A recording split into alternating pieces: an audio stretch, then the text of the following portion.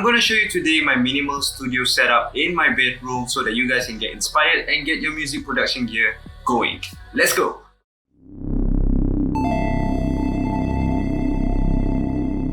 Now I'm sure you guys out there are interested to be a music producer and you guys want to know what kind of gears that we need to produce music essentially.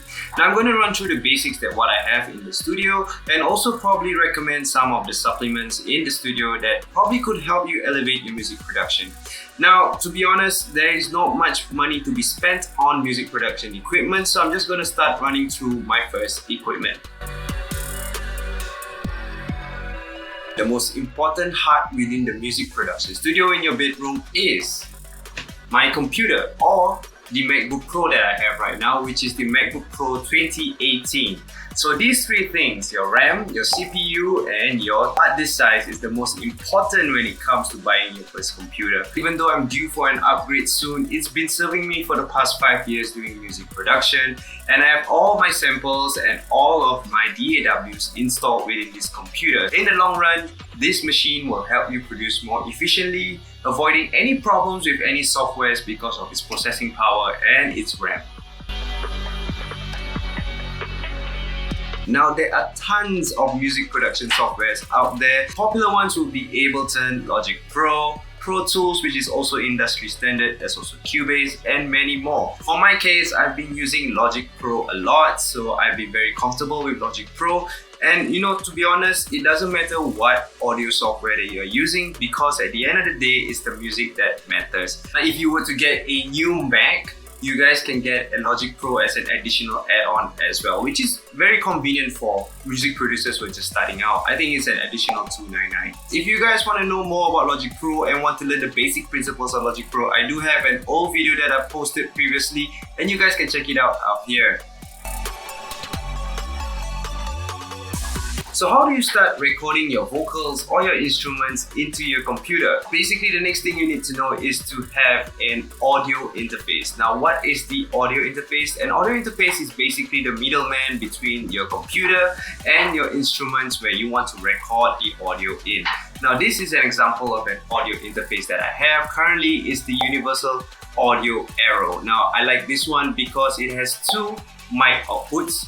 And then we also have two 40-inch outputs to your speakers. The added on value of this audio interface is because it has a low cut filter and also a pad where it kind of makes your voice pretty crisp. Though this is a mid-range price audio interface, there's also lower range price for audio interfaces as well.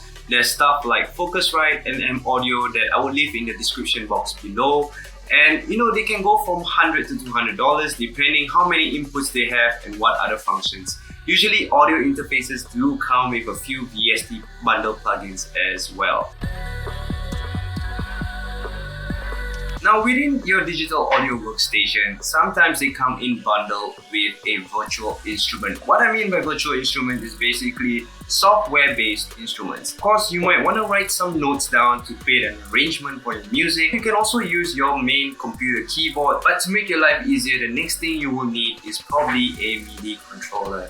I have two MIDI controllers, but it is optional to have an extra MIDI controller. The most important MIDI controller I would say is a keyboard MIDI controller. I have over here the M32 keyboard by Native Instruments. Now, I love Native Instruments because Native Instruments has their native control standard, which gives you a lot of full control with all these knobs native to their software as well. But of course, there are also cheaper versions of MIDI controllers, which is from M Audio or even Akai.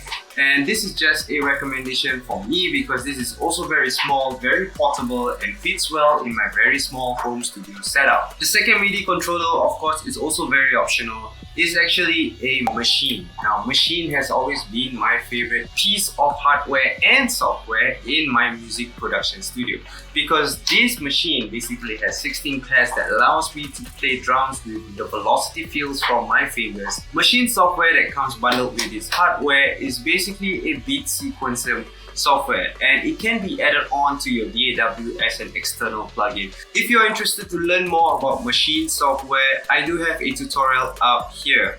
So please check that out because it's going to be very useful for every music producer who are into Machine and trying to learn music production with Machine's beat sequencing capabilities. So the next thing that's very important is basically your studio monitored headphones. Now, what makes this different from any other headphones that you use commercially outside when you're commuting and stuff like that?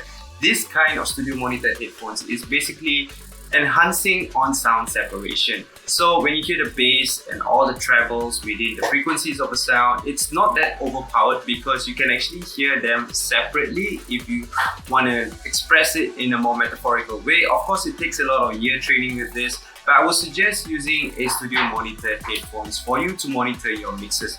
For me, I'm using a very beat up Audio Technica. I can't remember what model this is, but I'll probably leave the description down below for the link. And of course, there are also cheaper versions of these headphones that comes with other brands as well.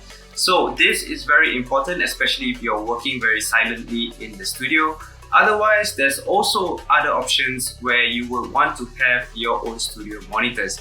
I do have with me on my studio right here is a studio monitor by Yamaha, which is the HS50Ms.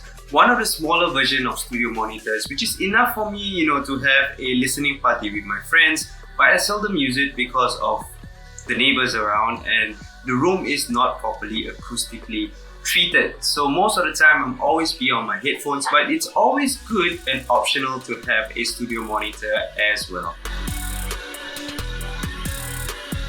So what do you want to do if you want to record your vocals or instruments within your music production studio? Of course, you need a microphone.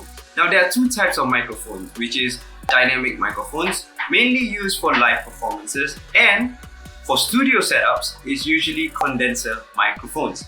Now I do have two microphones over here, which is just a matter of preference, and I have one here which is called the CAT condenser mic. Now this mic is pretty old, it's almost 10 years now. I still do keep it, and recently I just upgraded my mic to the Audio Technica, which is the A2035. Now this is pretty awesome because nowadays the dynamic range within this cardioid capacitor microphone is really good, and I use it for mostly voiceovers and even some of my vocals for Nico Miley music. To really have this connected to your audio interface, you will need an XLR cable. Now the XLR cable comes with 3 pins, and actually if you were to look at my audio interface, you see it here, this is where the XLR cables will come in, and these XLR cables will be then transferring audio into this audio interface, and through a USB or a Thunderbolt output, this thing will send the audio file into your computer for recording. So this Audio Technica 2035 cost me about 200 bucks, but there are cheaper ones, which is the USB versions as well, which you don't even need a audio interface. I'll link that down in the description box below. Now here's an advice. As a music producer starting out, you don't need to get so many equipment and expensive equipment. Yes, I know I do have 2 MIDI controllers and 1 higher end audio interface, but it is because due to my personal experience being a music producer for the past 10 years, I found out what I need and what I don't need. So from here on, it's up to you what equipment do you want to get, because with cheap equipment, you will learn better in the long run. And with all this expensive equipment coming in, they are just value adding to whatever you have as a current producer that is just starting out. So I hope you guys find this video very useful. If you really like this video, remember to smash that like button and subscribe to my channel. Remember to turn on the post notification bell button so I can produce more videos for music producers like you guys. Otherwise, I am VibeSynthetic. Been a pleasure. I hope you guys like the quality of my camera now because it's pretty awesome. I'll catch you guys on the next video. Peace out.